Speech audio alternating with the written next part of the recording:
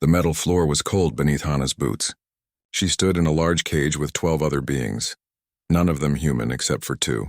The walls around them were dark steel, and through the bars she could see rows of seats filled with creatures that looked like giant lizards standing on 2 legs. They wore armor and carried weapons. Their eyes glowed yellow in the dim light. Hana's hands were bound behind her back with electronic cuffs. Next to her stood Day, her engineer for the past 3 years. He was shorter than her, with nervous eyes that kept darting around the space.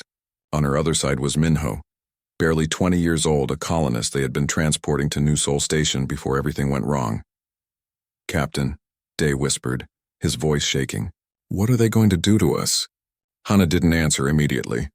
She was studying the space beyond the cage. It looked like an arena, but strange. There were trees that seemed too perfect, rocks arranged in patterns, and a fake sky projected above. The air smelled recycled and cold. 3 days ago, her cargo ship had been pulled from hyperspace by a Vrex warship. She knew about the Vrex from trader stories. They were warriors who controlled a large part of this sector. They believed strength was everything. They believed other species were weak. The raiders had boarded her ship quickly. Hana had tried to fight, but there were too many. They had stunned her crew and taken them. When she woke up, she was here in this cage on what looked like a space station. A massive door opened with a hiss. The creature that walked through was bigger than the others. Its scales were darker, almost black, with red markings across its face. It wore decorated armor and carried a weapon that crackled with blue energy. The other Vrex in the seats stood and made a sound like hissing mixed with clicking. A sign of respect, Hana guessed. The large Vrex approached the cage. Its eyes scanned the prisoners and its mouth opened to show rows of sharp teeth. "I am Warlord Cross," it said. The words came through a translator device that made the voice sound mechanical. "You are in the hunting grounds. This is where we test our young warriors. This is where we prove our strength." One of the other prisoners, a thin creature with blue skin and 4 arms, began to cry. The sound was high and broken. Cross continued, "You will be released into the environment. You will have 10 minutes before we follow. If you survive 1 full cycle of the station clock, you will be freed. If you are caught," the Vrex made a sound that might have been laughter. "You will not be caught. You will be dead." Minho grabbed Hana's arm. She could feel him trembling. "This isn't real," he muttered. This can't be real, but it was real. Hana had seen enough in her life to know what real looked like. She had been a soldier once before she became a cargo pilot. She had seen combat on 3 different worlds. She had lost her entire unit in a corporate war on Threshold Station. That was why she started flying cargo ships, to get away from violence, to stop being the person who killed. But here she was again. The cage door opened. The electronic cuffs on all the prisoners released at once, falling to the floor with metallic clinks. The other prisoners began to move immediately, rushing toward the opening that led into the fake environment. "Run!" One of them screamed. "Hide!" Another shouted. The 4-armed alien stumbled and crawled toward the trees. 2 others that looked like insects with too many legs scattered in different directions. They were all running, all except the 3 humans. Cross stepped closer to the cage. He looked directly at Hana. His yellow eyes narrowed. "You," he said, "female human. Why do you not run?" Hana met his gaze. She didn't look away. On Earth, looking away from a predator showed fear. It made you prey. She learned that lesson when she was 7 years old, facing down a wild dog in the ruins of old Tokyo. "I'm thinking," Hana said calmly. Cross made that laughing sound again. "Thinking? Prey does not think. Prey runs or dies." "Maybe," Hana said. "But I'm not prey." The Vrex warrior tilted his head. For a moment, something like curiosity crossed his reptilian face. Then he stepped back and raised his weapon into the air. "Then you will die first," he said. "The hunt begins in 10 minutes. Run, human!" His voice echoed through the arena. The Vrex in the seats all roared together, a sound like thunder mixed with fury. They beat their weapons against their armor, creating a rhythm that was meant to terrify. Hana turned to Day and Minho. "Follow me," she said quietly. "Stay close. Do exactly what I say." "Captain," Day said, "we should run. We should hide like the others." "No," Hana said. She began walking toward the arena opening, but not in the direction the other prisoners had gone. She moved toward the right side, where the walls met the fake environment. "We're not going to run." "Then what are we going to do?" Minho asked. His voice was high with fear, but he followed her anyway. Hana stopped at the edge of the opening. She looked back at Cross one last time. The warlord was watching her with those yellow eyes, his weapon ready. She smiled. It wasn't a friendly smile. It was the smile of someone who had made a decision. "I don't run," she said, just loud enough for Cross to hear through the translator. "I end hunts." Then she stepped into the arena, and Day and Minho followed her into the shadows. Behind them, Cross stood very still. In all his years running the hunting grounds, he had never seen prey that didn't run. He had never heard prey speak with such confidence. For just a moment, something unfamiliar touched his mind. It might have been doubt. The station clock began counting down, 10 minutes until the hunt began. In the fake forest, Hana was already moving with purpose. She wasn't running away from the wrecks. She was running towards something else. Her fingers brushed against a rock. She picked it up, testing its weight. It was good. Heavy enough to hurt, light enough to throw. She handed it to Minho. "Find more of these," she said. "Find anything that can be used as a weapon." "Rocks," Tay said. "They have energy weapons." "We have rocks?"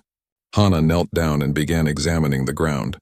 She found a piece of metal, probably part of the arena's maintenance system. She picked it up and tested its edge against her thumb. Sharp enough.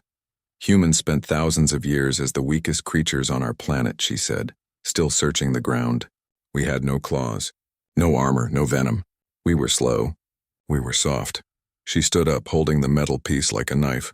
"But we became the apex predator of Earth anyway." "Do you know how?" Minho and Day both shook their heads. "We learned to make everything into a weapon," Hana said. "And we learned to hunt things bigger and stronger than us." She looked back toward where the Vrex would soon enter. "They think we're prey," she continued. "They think we'll run and hide and die scared. They're wrong." The clock showed 8 minutes remaining. "Start gathering materials," Hana ordered. "We have work to do." In the observation deck above, Cross watched the human female move through his arena. She wasn't hiding. She wasn't running. She was building something. He leaned forward in his seat. This would be interesting. The 10 minutes passed faster than Minho expected. He had gathered rocks, metal pieces, and strips of fabric from torn clothing. His hands were dirty and scratched, but he kept working. Beside him, Day was using a sharp stone to cut branches from the fake trees. Hana moved with purpose, like she had done this before. Maybe she had. Minho didn't know much about his captain's past. She didn't talk about it, but watching her now, seeing the way she handled herself, he understood she had been a soldier once. "There," Hana said, pointing to a narrow path between two large rocks. "That's where they'll come through. The path looks easy. Predators like easy." She began placing the materials they had gathered. She showed Day how to wedge sharp sticks into the ground at an angle, hiding them with leaves. She showed Minho how to balance rocks on top of each other so they would fall with the slightest touch. "These won't kill them," Day said.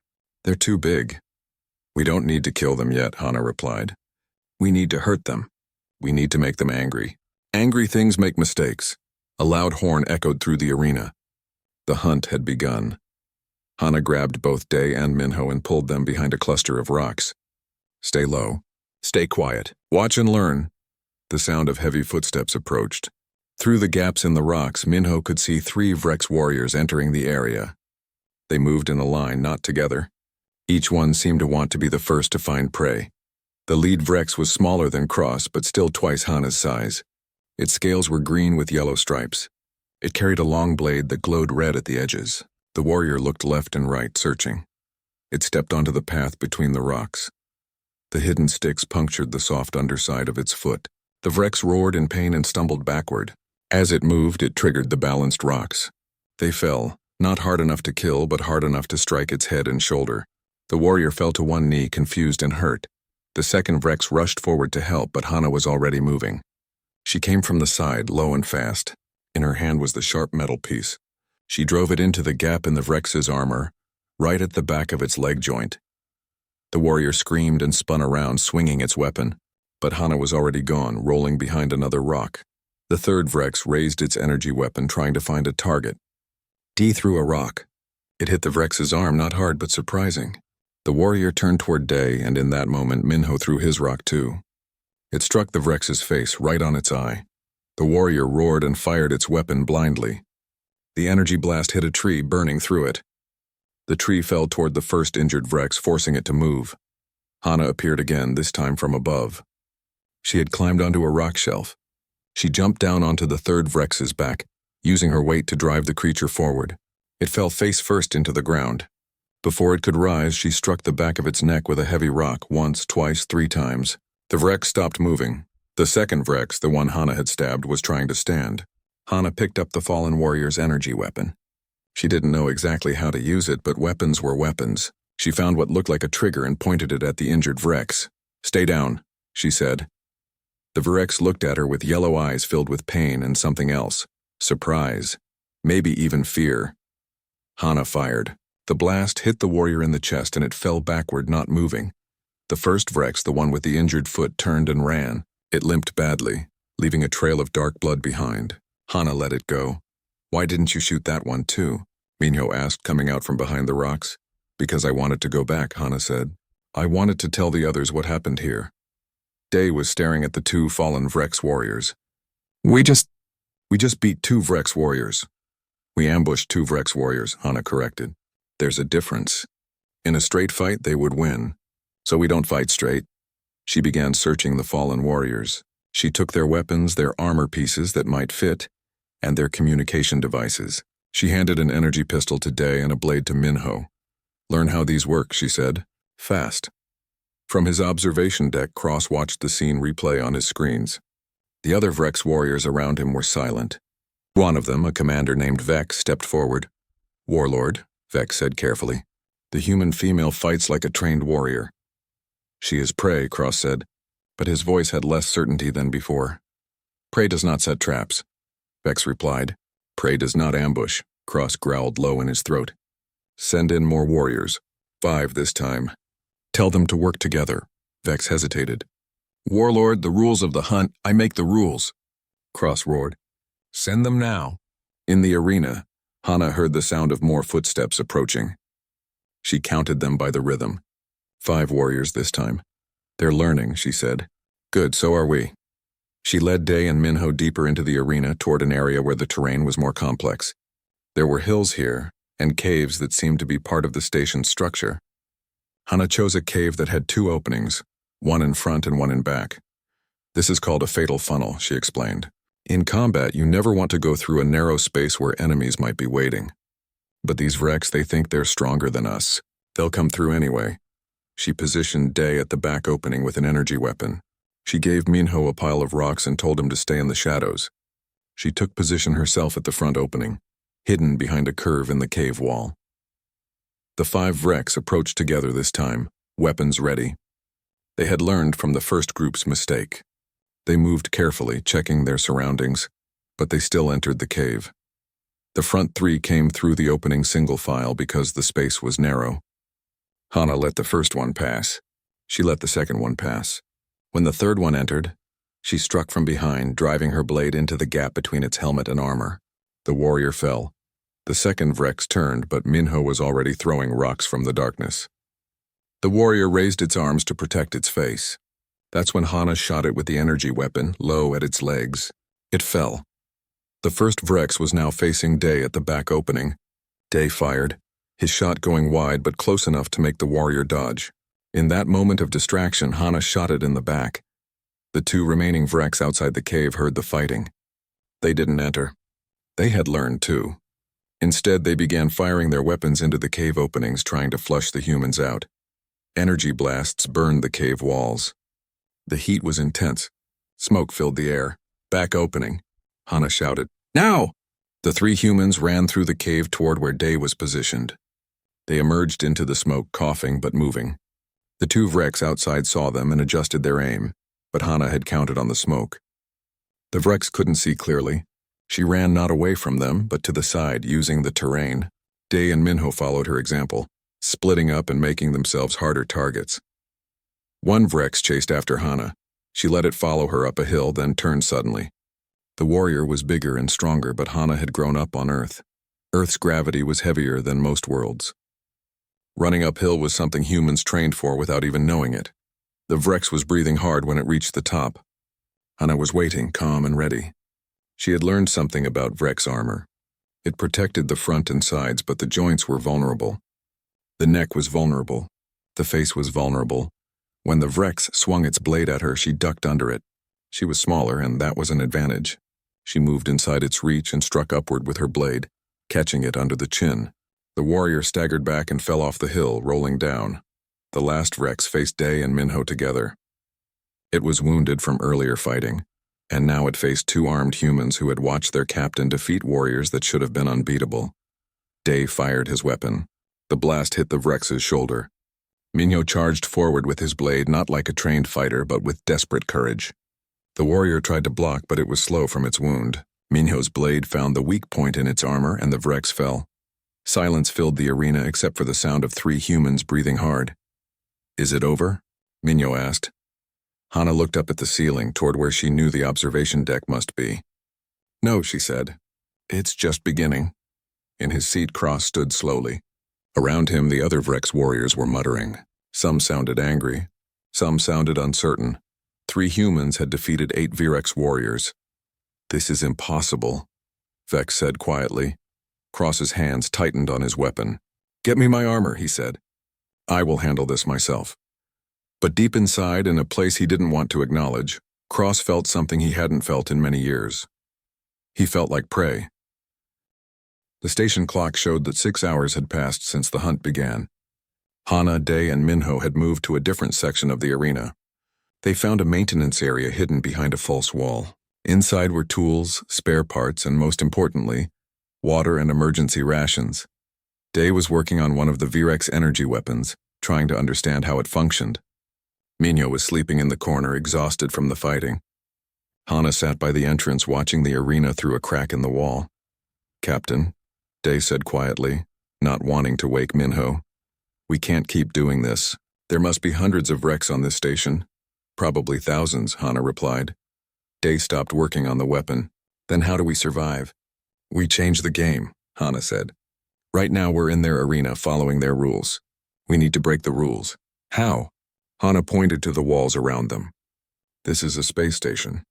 It has systems.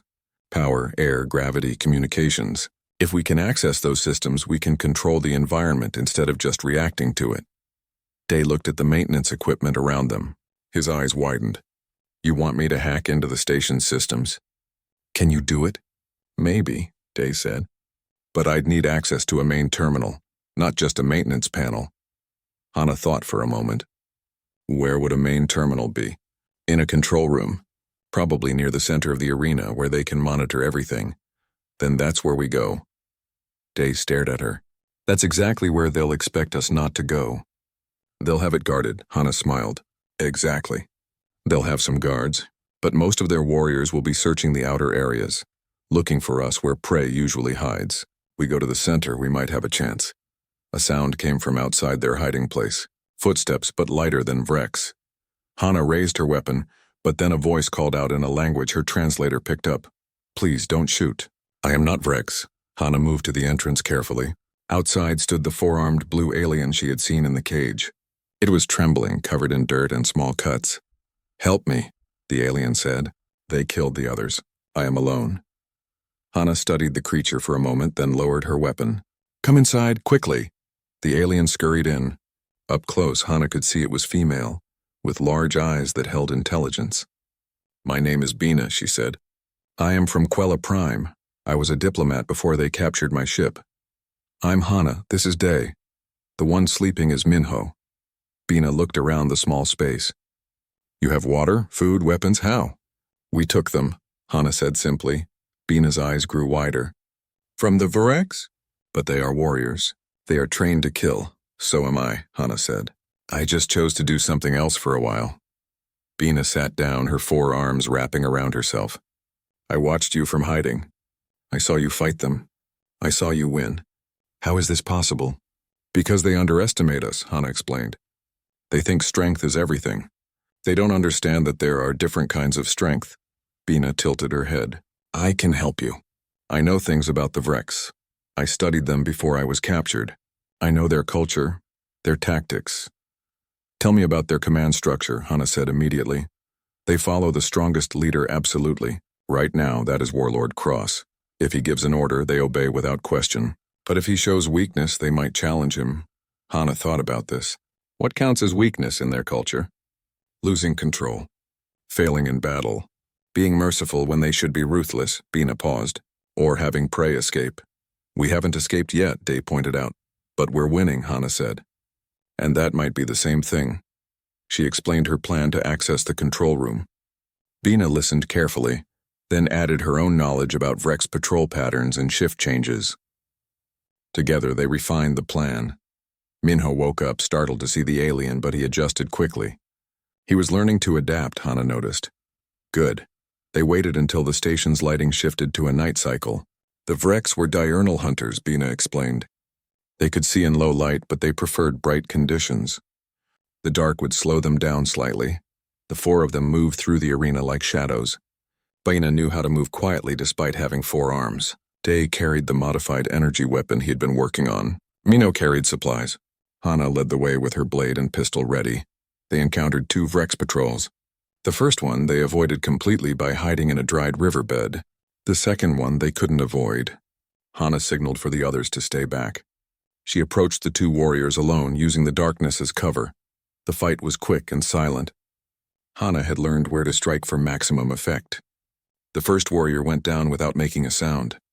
The second one managed to trigger a warning alarm on its armor before Hana could stop it. "Run!" she shouted to the others. They sprinted toward the center of the arena. Behind them, more alarms began to sound. The hunt had become a chase, but Hana had planned for this. As they ran, Day threw small devices behind them. They were motion sensors from the maintenance area, reprogrammed to explode when disturbed. Nothing powerful but enough to slow down pursuers. Explosions echoed behind them. Vrek's roars of anger filled the air. They reached the center area. Just as Bina predicted, there was a structure that looked different from the rest of the arena. It was more technical, more real. A control building. There were 4 guards outside, too many to fight quietly. "Day," Hana said, "remember what you did with those motion sensors?" Day understood. He pulled out the modified energy weapon. "This might explode," he warned.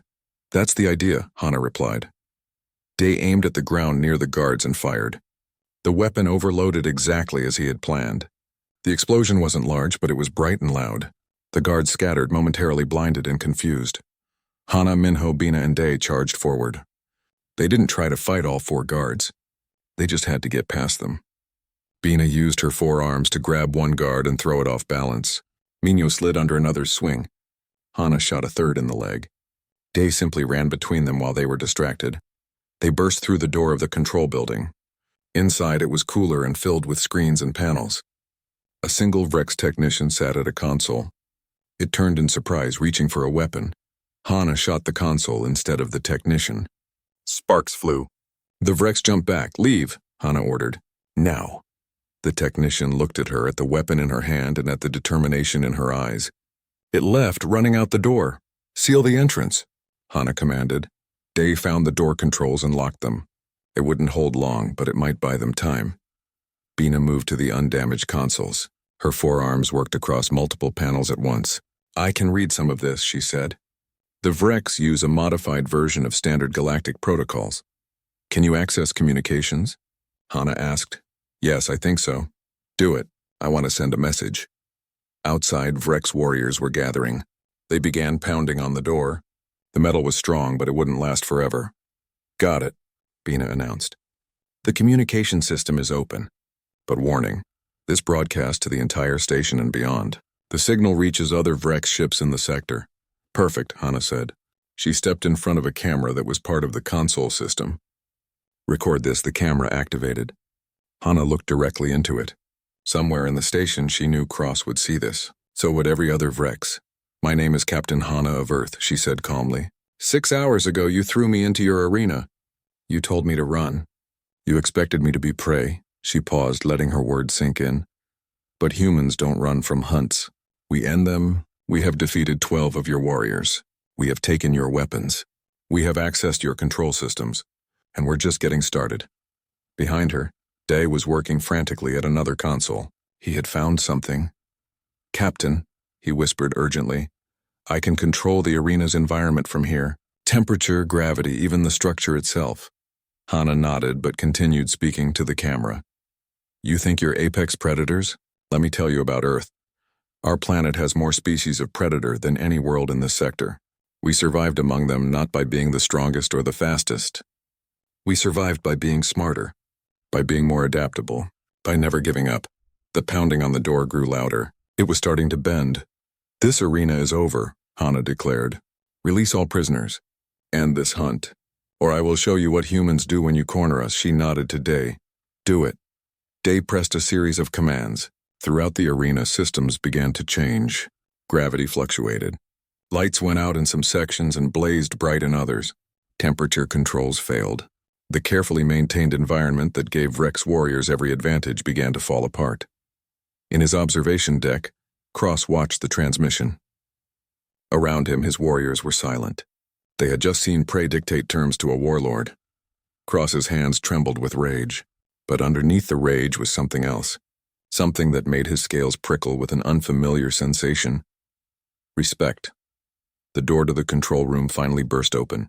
Rex warriors poured in, but Hana and her companions were already climbing through a maintenance shaft that Day had found. As they climbed, Hana called back one last thing. The hunt has changed. Warlord Cross, now you're the prey. In the darkness of the shaft, 3 humans and 1 alien climbed toward an uncertain future, but they climbed together, and they climbed with purpose. Behind them, the hunting grounds burned with chaos. The maintenance shafts led them through the hidden skeleton of the station. They crawled through narrow spaces for what felt like hours. Finally, they emerged into another section of the arena, one that looked like abandoned ruins. Hana checked their supplies. They had 3 energy weapons, 2 blades, and very little food or water left. Minho's hands were bleeding from the rough metal of the shafts. Bina's blue skin had turned darker, a sign of exhaustion in her species. We need rest, Day said. He looked terrible with dark circles under his eyes. Soon, Hana promised. First, we need to find a defensible position. They found it in what appeared to be an old temple structure, part of the arena's decorative architecture. It had thick stone walls and only one entrance. Hana set up a watch rotation. She took the first shift while the others slept. As she sat watching the entrance, she thought about everything that had happened. 20 hours ago, she had been hauling cargo through peaceful space. Now she was leading a small rebellion against an empire of warriors. Life moved fast sometimes. She thought about her old unit. The soldiers she had lost on Threshold Station. She had blamed herself for their deaths for years. Maybe that was why she ran to cargo ships trying to escape the memories. But here, in this arena, she had found something. Not redemption exactly, but purpose. A sound made her turn. It was just Minho, waking up from a bad dream. She went to him and put a hand on his shoulder. It's okay, she said quietly. You're safe for now. I keep seeing them, Minho whispered. The Vrex of their eyes. I keep thinking about how easily they could kill us. They could, Hana agreed. But they haven't. Do you know why? Minho shook his head. Because we fight smart, not hard. Because we work together. Because we refuse to be what they expect us to be. I'm scared, Minho admitted. Good, Hana said. Fear keeps you alert. Fear keeps you alive. The trick is not letting it control you. She taught him some breathing exercises she had learned in the military. Slow breath in, hold, slow breath out. It helped calm the panic response. Morning came to the arena, or what passed for morning in the artificial day cycle. Hana woke the others. They ate small portions of their remaining food and drank carefully rationed water. What's the plan now? Bina asked. Before Hana could answer, a voice echoed through the arena. It came from speakers built into the structure. Cross's voice, amplified and clear. Human captain, the warlord said. I acknowledge your strength. You have proven you are not simple prey. Hana moved to where she could see one of the speakers. She didn't respond yet. She wanted to hear more. I offer you terms, Cross continued. Face me in single combat. You alone against me alone. If you win, all prisoners go free. If you lose, your companions will be granted quick deaths instead of being hunted. It's a trap, Day said immediately. Of course it's a trap, Hana replied. But it's also an opportunity. You can't fight him, Minho said. He's 3 times your size. I've fought bigger things, Hana said, though she wasn't sure that was true. Cross was massive even for a Vrex. Bina's 4 arms moved in a gesture that meant thinking. In Vrex culture, single combat is sacred. If Cross offers it and breaks the terms, he loses all honor. His own warriors might turn on him. But if he wins, he gets everything he wants, Day pointed out. He gets to kill you and restore his reputation. Hana weighed the options. They were running out of supplies. The Vrex controlled the station. Eventually, sheer numbers would win. Unless you change the game one more time, I accept, she called out to the speakers. But I have conditions too. There was a pause. Then Cross's voice came back, sounding amused. Prey does not make conditions. I'm not Prey, Hana said. I'm the person who turned your hunting grounds into chaos. I'm the person who defeated 12 of your warriors. I'm the person who broadcast your failure to your entire empire. So yes, I make conditions. Another pause, longer this time. Speak your conditions, Cross said. His voice had less amusement now. The combat is broadcast live to all Vrex ships in this sector. No interference from other warriors. And no matter who wins, all prisoners are released and given safe passage to the nearest neutral station. You ask for mercy even in victory? Cross sounded genuinely confused. Why? Because I'm human, Hana said. We don't kill when we don't have to. It's called being civilized. You should try it. She heard what might have been a growl through the speakers. Then agreed, 1 hour. Central Arena. Come alone or I will hunt down your companions first. The speakers went silent. Day grabbed Hana's arm. Captain, you can't do this. It's suicide, maybe, Hana said. But it's also our best chance. Cross's pride won't let him cheat. Not with all his warriors watching. Not with other ships watching. She began checking her weapons and armor. The Vrex armor pieces they had collected didn't fit perfectly, but they helped. She took the best blade they had and one energy pistol. There has to be another way, Minho said. He was close to tears. Hana looked at the young man who had been so terrified 20 hours ago. He had grown. They all had. Minho, listen to me. If I don't come back, you three need to get to the communications room we found. Use it to call for help. Send our location to any human ships in range. We're not leaving without you, Minho said firmly. Hana smiled. That's the spirit. But you might have to. Promise me you'll survive. That's an order from your captain. Minho wiped his eyes and nodded. The hour passed too quickly. Hana walked toward the central arena with Day, Minho, and Bina following at a distance. When she reached the entrance, she turned to them. Whatever happens, thank you, she said. You've been the best crew I could ask for. Then she stepped into the arena alone. The space had been cleared. The terrain was flat and open. No advantages for either side. In the center stood Cross, fully armored, with a massive blade in one hand and an energy weapon in the other. Around the arena, hundreds of Vrex warriors watched from the seats. Above on screens, Hana could see that the combat was indeed being broadcast. Other Vrex ships, maybe even other species, were watching this. Cross raised his blade in salute. Despite everything, he followed the ritual. Hana raised her blade in return. You are brave, human, Cross said. For prey. Still with that prey thing, Hana replied. You really don't learn. She charged. Cross swung his massive blade. Hana rolled under it. His size was strength, but it was also slowness. She came up near his legs and slashed at the joint in his armor. The blade sparked but didn't penetrate. The armor was too strong. Cross turned faster than she expected. His other hand came down trying to grab her. She barely dodged, feeling his claws scrape her stolen armor. They separated, circling each other. Cross fired his energy weapon. Hana dove behind a rock, the only cover in the arena. The blast destroyed part of the rock. She fired back, but her smaller weapon barely left a mark on his armor. This wasn't working. She couldn't overpower him. She couldn't outlast him. She needed to be smarter. Hana looked up at the artificial sky. The arena had a projected sun that created realistic light and shadow. Light and shadow? She had an idea. She came out from behind the rock, but instead of attacking, she ran toward the brightest part of the arena, where the artificial sun created the most glare. Cross followed, his warrior instincts driving him to chase. Hana stopped suddenly and turned. The sun projection was directly behind her, making her a silhouette. Cross raised his hand to shield his eyes from the glare just for a second. That second was enough. Hana threw her blade, not at his armor but at his hand, the one holding the energy weapon. The blade struck true, and Cross dropped the weapon with a roar of pain. Now the fight was more even. Cross charged with his blade. Hana had no weapon now except her small pistol. She fired it not at Cross but at the ground in front of him. The blast created a cloud of dust and debris. Cross swung blindly through the cloud. Hana ran past him, grabbing his dropped energy weapon. It was heavy, designed for Vrek's hands, but she made it work. She turned and aimed at Cross's back where his armor had gaps for movement. She fired. The blast hit between his shoulder blades. Cross stumbled forward and fell to one knee. His armor was smoking. He was hurt but not defeated.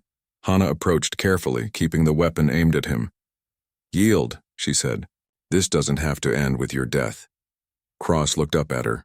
His yellow eyes were filled with pain, but also something else. Understanding, maybe. "You fight with honor," he said slowly. "Strange honor, but honor nonetheless." "Yield," Hana repeated. "You gave your word. Let the prisoners go free." Around the arena, the Vrek's warriors were completely silent. They had never seen their warlord defeated. They had never seen anyone show him mercy while holding the advantage. Cross reached up and removed his helmet. It was a gesture of surrender in Vrek's culture. "I yield," he said loudly. "The human has won." Hana lowered her weapon but didn't drop it. "Not yet." Cross stood slowly. He was still massive, still dangerous, but something had changed in his posture. "All prisoners will be released," he announced to the watching crowds. "They will be given ships and supplies. This hunt is ended." Hana finally lowered the weapon completely. She was exhausted, in pain, and barely standing. But she had won. "One question," Cross said quietly, just to her. "Why show mercy? You had won. You could have killed me and taken control." "Because that's not who humans are," Hana replied. "We fight when we have to, but we don't kill for glory." 6 months had passed since the hunting grounds. Hana stood on the bridge of her cargo ship, watching the stars streak past as they traveled through hyperspace. The ship was the same, but everything else had changed. Day was at the engineering station, humming while he worked. The fear that used to live in his eyes was gone, replaced by confidence. He wore the scars from the arena with quiet pride. Minho worked at the navigation console. The young colonist had decided not to continue to New Sol Station. Instead, he had asked to join the crew. Hana had agreed. He was good with numbers and had learned to stay calm under pressure. Bina moved between stations on her forearms, helping wherever needed. She had become part of their family. That's what the crew felt like now. A family. "Captain," Minho called out, "we're receiving a transmission. It's marked urgent." "Put it through," Hana said. A holographic image appeared. It was a human military officer, wearing the uniform of Earth Defense Command. The woman had gray hair and sharp eyes. "Captain Hana," the officer said. "I'm Commander Park. I've been trying to reach you for 3 weeks." "We've been in deep space," Hana replied. "Limited communication range." "What can I do for you, Commander?" "I've seen the recordings from the Vrek's hunting grounds," Park said. "So has everyone else in human space. You've become something of a legend." Hana felt uncomfortable. "I just did what I had to do." "You did more than that," Park continued. "You changed how other species see humanity. The Vrek's empire has opened diplomatic channels with Earth. Several other governments want to establish formal relations. Because of you. That wasn't my goal," Hana said honestly. "I just wanted to survive." "Survival has a way of revealing character," Park said. "Earth Defense Command wants to offer you a position. We're forming a new unit for first contact situations. We need someone who understands both combat and diplomacy." Hana glanced at her crew. Dee gave her an encouraging nod. Minho smiled. Bina's expression was harder to read but supportive. "Thank you for the offer, Commander," Hana said. "But I'm happy where I am. Running cargo. Seeing the galaxy." Staying out of politics, Park looked disappointed but not surprised. "I understand. But if you change your mind, the offer stands." She paused. "One more thing. The Vrek's Empire sent a message specifically for you." "From Cross?" Hana asked. "No, from someone named Vex. He's apparently the new warlord." Cross stepped down after the hunting grounds incident. "He's now an ambassador." Hana raised an eyebrow. "Cross an ambassador?" "Apparently your fight changed his perspective," Park said. "The message from Warlord Vex is simple. He says the Vreks remember. They won't forget what humans can do." "Is that a threat?" Day asked nervously. "No," Park said. "According to our translators, it's a sign of respect. In their culture, remembering someone's strength is an honor." The transmission ended. The crew was quiet for a moment. "So we're famous," Minho said. "That's weird.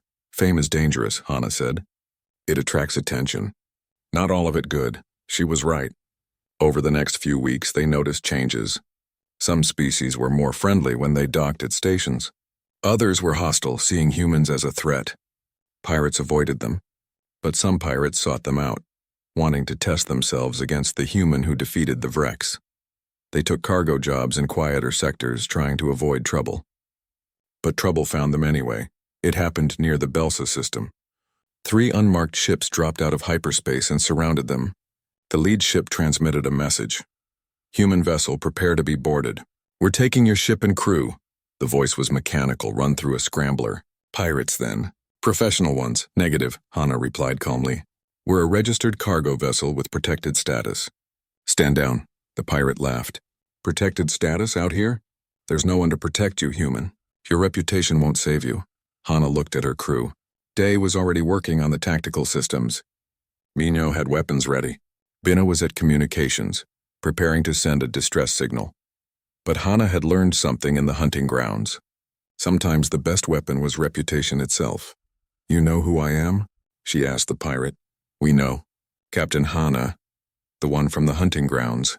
Very impressive. But you had luck and surprise on your side. You're outgunned here." "Am I?" Hana asked. She nodded to Day. Day activated a program he had been working on. It was a simple trick, really. He broadcast false sensor readings that made it look like there were 6 additional ships appearing from hyperspace behind them. Military ships, the pirate vessel's sensors would show Earth Defense Command signatures. They would see what looked like a military response force. "This is Earth Defense Vessel Horizon," Day said, using a voice modulator to sound different. "Break off your attack or be destroyed." There was silence from the pirate ships. Then one by one they jumped back into hyperspace. They didn't wait to see if the military ships were real. They just ran. When they were gone, the crew relaxed. Mino started laughing. "That was brilliant." "You scared them away with nothing." "Not nothing," Hana said. "We used their fear. Sometimes that's enough." But she knew it wouldn't always be enough. Eventually, they would face someone who wouldn't be scared. Someone who would call their bluff. That someone arrived 2 days later. They were docked at a neutral trading station when Hana noticed a familiar ship in the landing bay. It was Vrex design, but smaller than a warship, an ambassador's vessel. Cross walked into the station's cantina where Hana was having lunch with her crew. He moved differently now. Less like a warrior, more like a diplomat, but he was still massive and still commanded attention. "Captain Hana," he said, stopping at their table. "May I sit?" Hana gestured to an empty chair. Cross sat, his bulk making the chair look tiny. "I heard you refused Earth's military offer," Cross said. "News travels fast," Hana replied. "You are famous now. Among many species," Cross said. "Some see you as a hero. Some as a threat. I see you as something else. What's that?" "A reminder," Cross said. "You reminded me that strength without wisdom is just violence. You defeated me not just with skill but with purpose. You fought to save others, not for glory." He pulled out a small device and placed it on the table. It was a Vrex communication badge. "This gives you priority contact with Vrex diplomatic channels," Cross explained. "If you encounter trouble with any Vrex forces, use this. It marks you as someone under Warlord Vex's personal protection." "Why would Vex protect me?" Hana asked. "Because I asked him to," Cross said simply. "You taught me something in that arena. I am trying to teach it to others. But it is slow. Not all Vrex accept the change." "What change?" Mignot asked. Cross looked at the young human. "The change from seeing the galaxy as prey and predators to seeing it as—" "What is your word?" "Community." Bina made a gesture of approval with her 4 arms. "This is good. Change is hard but necessary." Cross stood to leave. "One more thing, Captain. I have heard rumors. There are those who see humanity's rise as a challenge. They will come to test you. Not just you personally, but your entire species." "Let them come," Hana said quietly. "We'll be ready." Cross nodded. "I believe you will." He walked toward the exit, then paused and looked back. "You were right, you know, about humans not being prey. You are something more dangerous. You are survivors, and survivors always find a way." After he left, the crew sat in silence for a moment. "Things are going to get complicated, aren't they?" Dai said. "They already are," Hana replied. "But we'll handle it together." They finished their meal and returned to the ship. As they prepared for departure, Hana stood on the bridge and thought about everything that had happened. 6 months ago, she had been running from her past, running from violence, running from responsibility. Now she understood something. You couldn't run forever. Eventually, you had to turn and face what was chasing you, and when you did, you discovered you were stronger than you thought.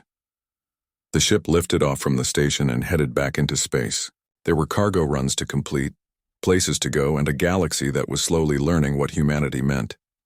"Captain," Minho said from navigation. "Where to next?" Hana looked at the star map.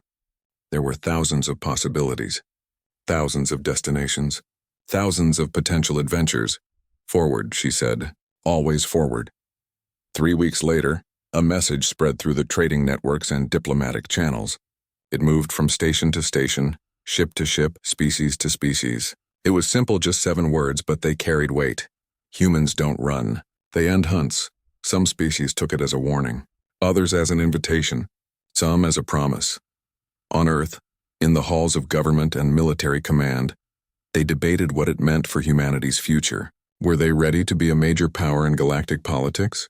In the Vrex Empire, warrior schools began teaching new tactics. Tactics that acknowledged intelligence as equal to strength. Cross gave lectures about the human captain who taught him this lesson. In dozens of other civilizations, the story was told in different ways. Some made Hana into a mythical figure, some focused on the strategic lessons, some simply remembered that underestimating others was dangerous. But the truth was simpler than any of the stories. One human captain had refused to be prey. She had stood her ground. She had protected her crew. She had won through intelligence and determination, and in doing so she had changed how the galaxy saw humanity, not as conquerors, not as victims,